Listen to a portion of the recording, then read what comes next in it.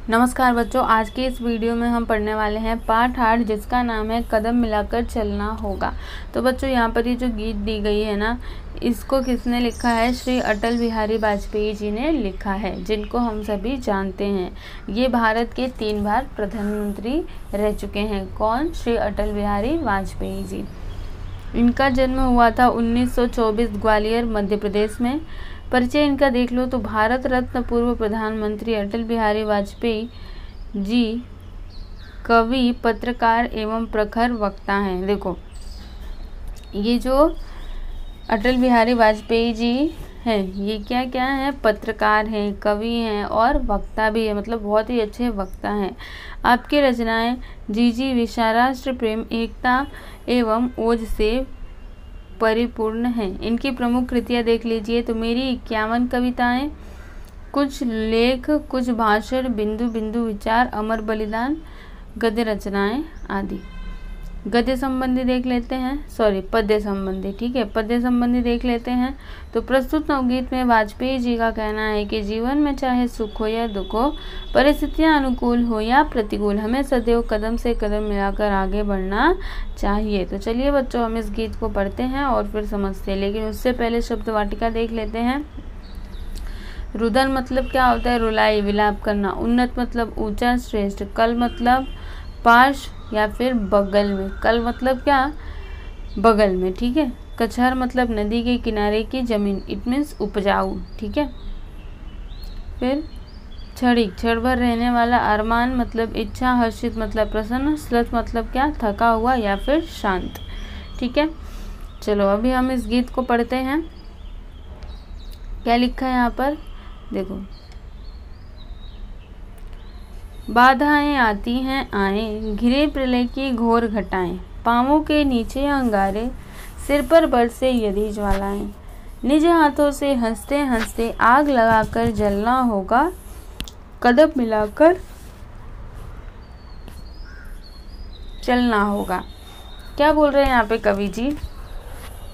कि अगर बाधाएं आती हैं तो आए, या फिर प्रलय की घोर घटाएं घिरे। समझ में आ रहा है? मतलब कितनी भी कठिन परिस्थिति आ जाए, अगर आपके जीवन में बाधाएं आती हैं, बहुत ही खराब परिस्थितियां आ जाती हैं तो आए, ठीक है। पाँवों के नीचे अंगारे, चाहे हमारे पाँवों के नीचे अंगारे मतलब आग आ जाए, या फिर हमारे सिर पर ज्वालाएं बरसे, हमें क्या करना होगा? निज हाथों से हंसते हंसते आग लगाकर जलना होगा और कदम मिलाकर चलना होगा।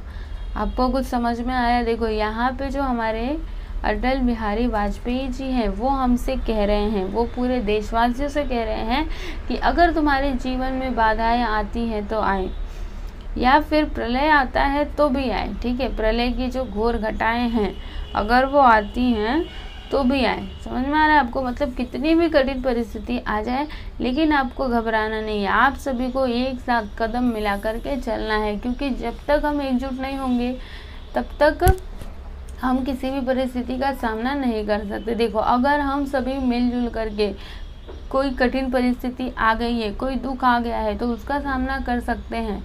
कब कर पाएंगे? जब हम मिलजुल करके रहेंगे, एक साथ रहेंगे, तभी कदम से कदम मिलाकर चलेंगे तभी। ऐसा नहीं कि एक उधर गया एक उधर गया, तो फिर तो ऐसे में तो हम कुछ भी नहीं कर सकते, है ना। इसलिए अगर हमें कठिन से कठिन परिस्थितियों को भी पार करना है तो हमको कदम मिला करके चलना होगा, मतलब साथ साथ चलना होगा, ठीक है। आगे देखिए,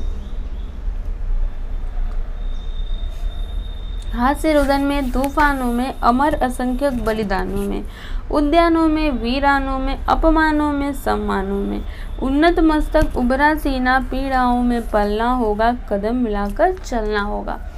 अभी देखो यहाँ पे क्या कहते हैं कि हास्य रुदन में, हास्य मतलब क्या होता है? हंसना, ठीक है। रुदन मतलब क्या होता है? रोना, ठीक है। तो मतलब हंसने में या फिर रोने में। तूफानों में, समझ में आ रहा है? देखो, हास्य रुदन में मतलब चाहे आपको खुशी हो, चाहे गम हो, या फिर तूफान आ जाए आपके जीवन में।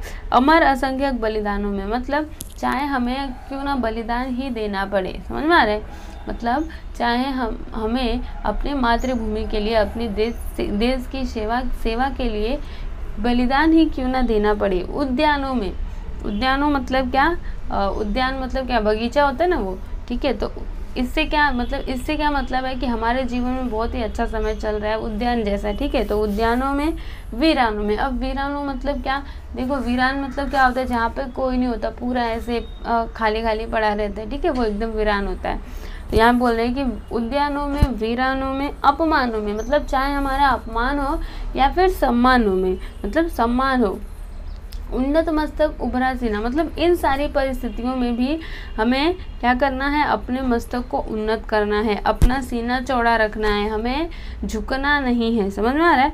पीड़ाओं में पलना होगा, मतलब चाहे कोई भी परिस्थिति आ जाए, ठीक है, हमें उसी में क्या करना होगा, पलना होगा, कदम मिलाकर चलना होगा। समझ में आया आपको? एक बार फिर से देखो, यहाँ पे बोल रहे हैं कि हास्य रुदन में, मतलब चाहे दुख हो या फिर सुख हो, उसमें, फिर तूफानों में, उद्यानों में, वीरानों में, चाहे अमर असंख्यक बलिदानों में, मतलब बलिदान देने का टाइम आए तो भी, ठीक है, अपमानों में, सम्मानों में, चाहे अपमान हो या फिर सम्मान हो, हमें क्या करना होगा, हर एक परिस्थिति में अपना मस्तक उन्नत रखना होगा और जो अपना सीना है वो चौड़ा रखना होगा, मतलब हम कभी भी झुकेंगे नहीं। तो ऐसे करके यहाँ पे बोल रहे हैं कि पीड़ा में हमको पलना होगा और कदम मिला कर के चलना होगा।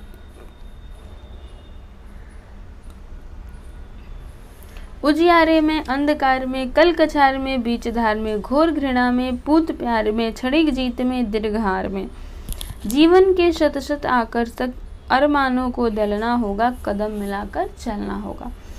देखो अभी यहाँ पे जो हमारे श्री अटल बिहारी वाजपेयी जी है, क्या कहते हैं कि उजियारे में, अंधकार में, मतलब चाहे उजाला हो या फिर अंधेरा हो, कल कछार में, बीच धार में, मतलब कल कछार मतलब क्या, नदी के बीच की जमीन बताई थी ना मैंने, कछार मतलब, ठीक है। तो इससे आप समझो कि उपजाऊ भूमि, इनके कहने का मतलब क्या है, उपजाऊ भूमि, ठीक है।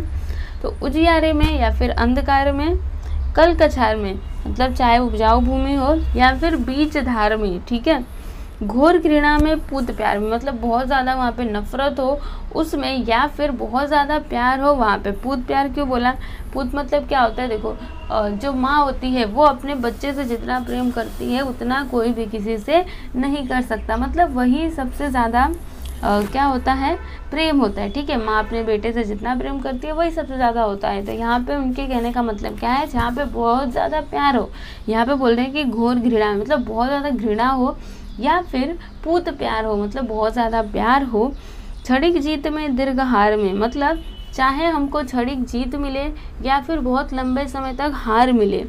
क्षणिक मतलब क्या होता है, कुछ ही समय के लिए, ठीक है।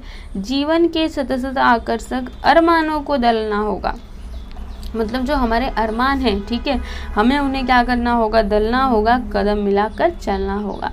समझ में आया बच्चों आपको? चलो मैं आपको एक बार फिर से बताती हूँ। देखो यहाँ पे हमारे श्री अटल बिहारी वाजपेयी जी क्या बोल रहे हैं कि उजियारे में, अंधकार में, कल कछार में, बीच धार में, घोर घृणा में, पूत प्यार में, क्षणिक जीत में, दीर्घहार में, जीवन के शत शत आकर्षक अरमानों को क्या करना होगा, दलना होगा, कदम मिलाकर चलना होगा। आगे देखिएगा क्या दिया गया है कि सम्मुख फैला अगर ध्येय पथ, प्रगति चिरंतन कैसा इतियप, सुस्मित हर्षित कैसा श्रमश्लथ, असफल सफल समान मनोरथ, सब कुछ देकर कुछ न मांगते, पावस बनकर ढलना होगा, कदम मिलाकर चलना होगा। देखो यहाँ पे हमारे श्री अटल बिहारी वाजपेयी जी क्या कह रहे हैं कि अगर आपके सामने आपका मंजिल है, ठीक है, आपका ध्येय पथ है, आपको जहाँ पे जाना है, अगर आपके सामने वो मंजिल है तो फिर क्यों रुकना, आप चलो ना अपने मंजिल की तरफ, ठीक है।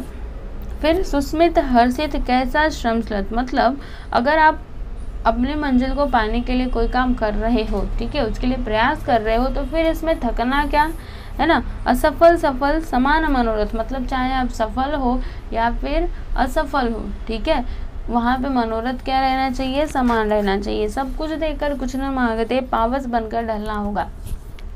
देखो जैसे जो वर्षा होती है, बरसात, ठीक है, ये सब कुछ दे करके हमसे कुछ नहीं मांगती। पावस मतलब क्या होता है, वर्षा, बरसात, ऐसे आप बोल सकते हो, ठीक है। तो ये सब कुछ देकर हमसे कुछ भी नहीं मांगते। तो इन्हीं की तरह हमें क्या करना होगा, ढलना होगा, कदम मिला करके चलना होगा। समझ में आया आपको? तो बच्चों यहाँ पर आपका ये जो गीत है ना, ये कंप्लीट हुआ और मुझे उम्मीद है कि आप लोग को ये गीत अच्छी लगी होगी। आप इसको गीत के जैसा गाइए, बहुत अच्छा लगेगा। ठीक है, तो चलो अभी नेक्स्ट वीडियो में मिलेंगे, तब तक के लिए नमस्कार।